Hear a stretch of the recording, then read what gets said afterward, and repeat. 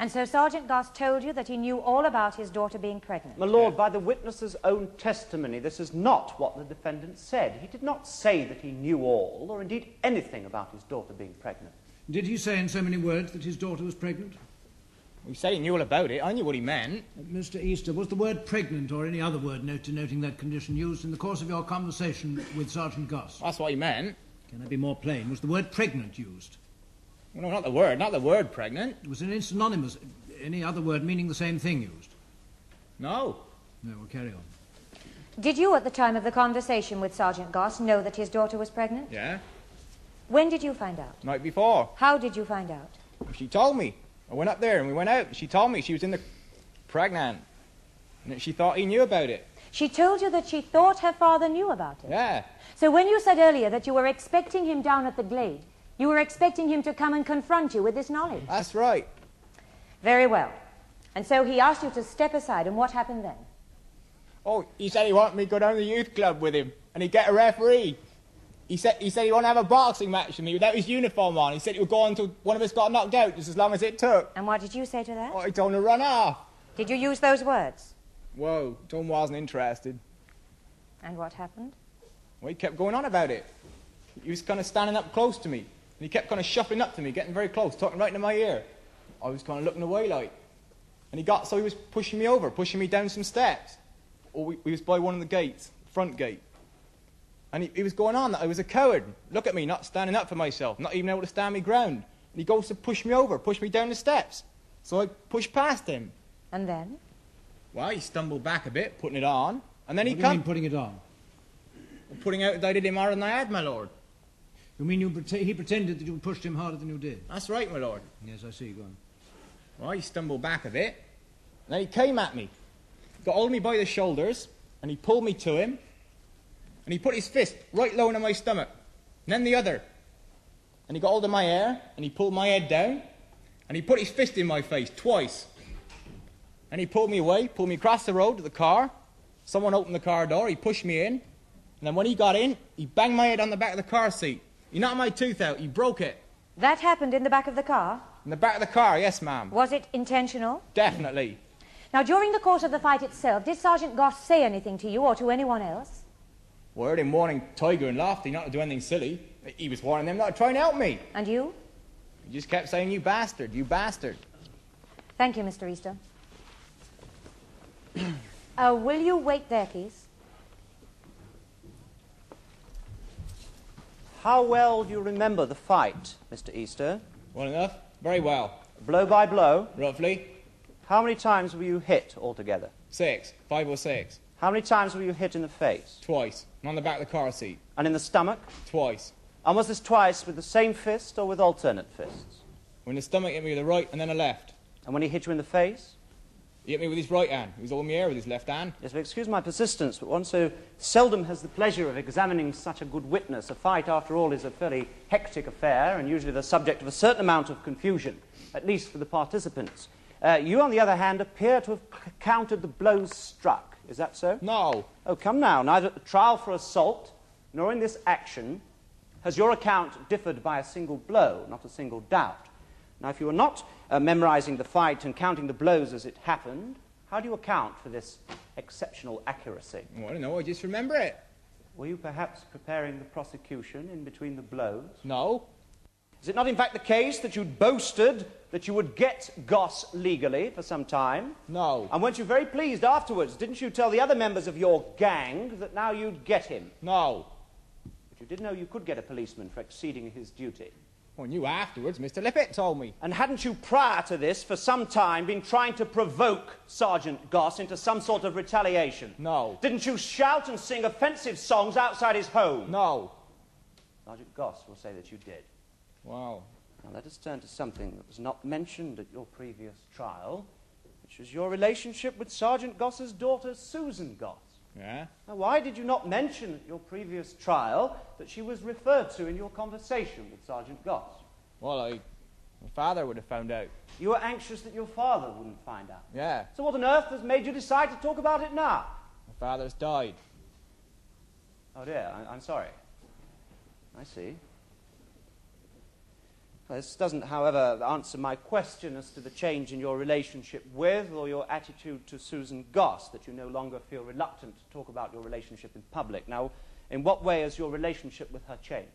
We don't see her no more. You mean that you have broken off your relationship with her? We just don't see her no more. We broke it off. By mutual consent? What's that? Did you both agree to break it off? Or is it not a fact that Susan Goss was unwilling? No, we both agreed. We did. We both agreed. Did you indeed? And so you're happy to leave the girl who was going to have your baby, who was at that time how many months pregnant with your baby? Oh, I don't know. You must have some idea. 2.5, maybe a bit more. And you agreed to leave her. We both did. You left her in the lurch, as they say. Now, did it give you any pleasure to think of the distress that this must have caused her parents? No. Oh, come on now, Mr. Easter, you're surely human. You claim that a man beats you up, and having done so brings a maliciously motivated prosecution without foundation against you, but that you get no satisfaction out of his distress. You make yourself sound like a saint. Are you a saint? No. You must have had the faintest glimmering of pleasure from his distress. I didn't like the man. You're right, I didn't like him. But I felt sorry for his daughter. Not sorry enough to have stayed by her, though. But we both agreed. Did you not brag of your relationship in the village? No, Did you not brag when she became pregnant? No, I didn't tell anyone. You mean no one in the village knew about it? Well, they know now. Well, how did they find out? I don't know, it just Well, got Sergeant about. Goss didn't tell them, Mrs. Goss didn't tell them. I doubt very much if Susan Goss boasted about it. So how did they find out? Who else knew? No one. Except you. Who did you tell? Well, maybe told Tiger. And Lofty and Grass and Trevor and everybody else in the village. it just you got were about. putting it round to distress her father. No. Now, is it not in fact the case that you were going out with other girls at the same time as with Susan Goss? No, it is not. Well, doesn't the name Violet Tredear mean anything to you? Yes, I know her. Well, Yes. isn't it a fact that you were on sexually intimate terms with her at the same time as with Miss Goss? No, it is not. Well, what was the exact nature of your relationship with Miss Tredear, then? We went to dances. Susan weren't allowed to go to dances. So you went out with other girls? Yeah. You couldn't resist going? Susan weren't allowed. You couldn't resist, although she was pregnant by I you. didn't know she was. So you were ardent enough to see Susan between 3 and 4 times a week. You were intimate enough with her to make her pregnant, and about this you appear to have wasted very little time. But you were happy to go out with other girls. And as soon as the trial that gave you the opportunity to bring this action was over, you were quite happy to abandon her with your child. We both agreed. Well, we shall hear to the contrary, Mr. Easter. I suggest to you that you contrived your relationship with Susan Goss, and then you pursued it with such regularity, such publicity, and such distressing results, solely as part of your own personal feud with her father. Oh, he was nothing to do with it. Nothing to do with it. No further questions. I call Edward Lippett, my lord. And you're a solicitor, are you not? Yes. What are your other activities besides your professional work? I work with the Moulton Youth Club and the new Recreation Centre. Now, have you, in the course of your work, come into contact with a group called the ThunderBolt? I have. And do you know their leader? I do. Benny Easter. Would you tell us what contact you've had with this group, and in particular with Mr. Easter? The actual work at the youth club doesn't encompass activities that might be of interest to the Thunderbolts. But on various occasions they have come down to the club and have given some of our younger members rides and so on. One of their members gave several talks on the mechanics on motorcycles. And quite recently, Easter offered to make sure there was no trouble at one of our dances.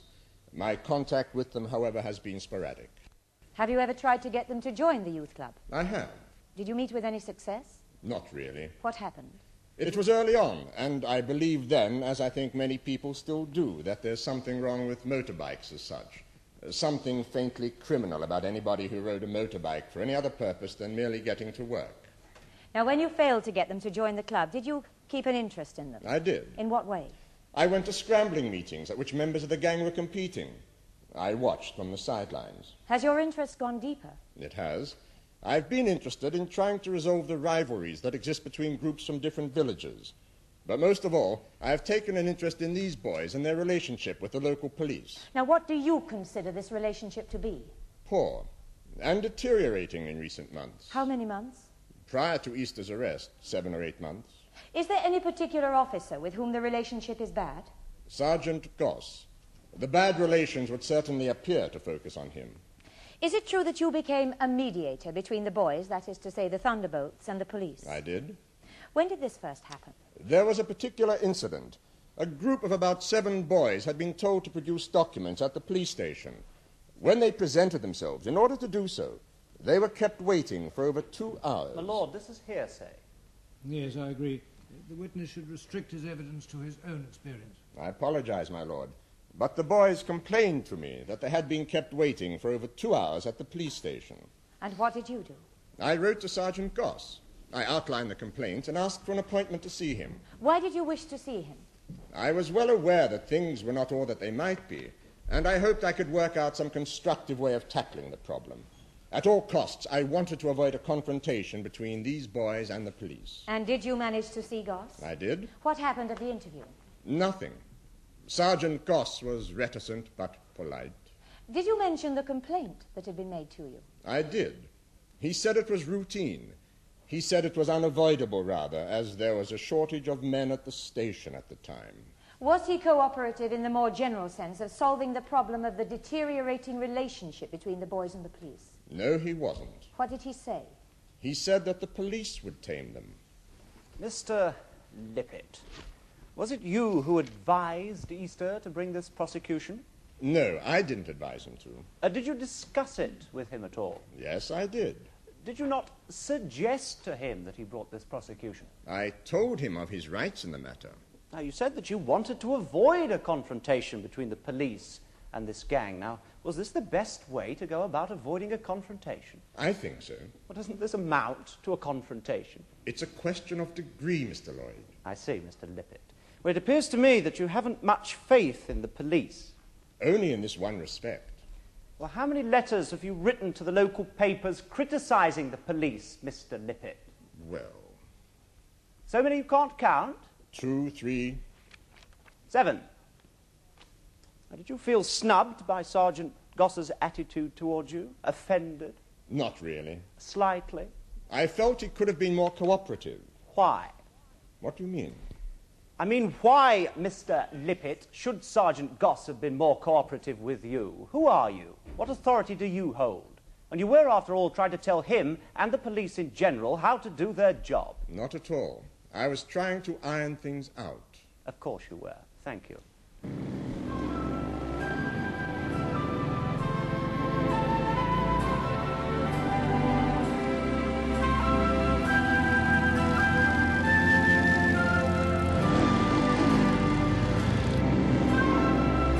The case of Easter against Goss will be resumed tomorrow in the Crown Court.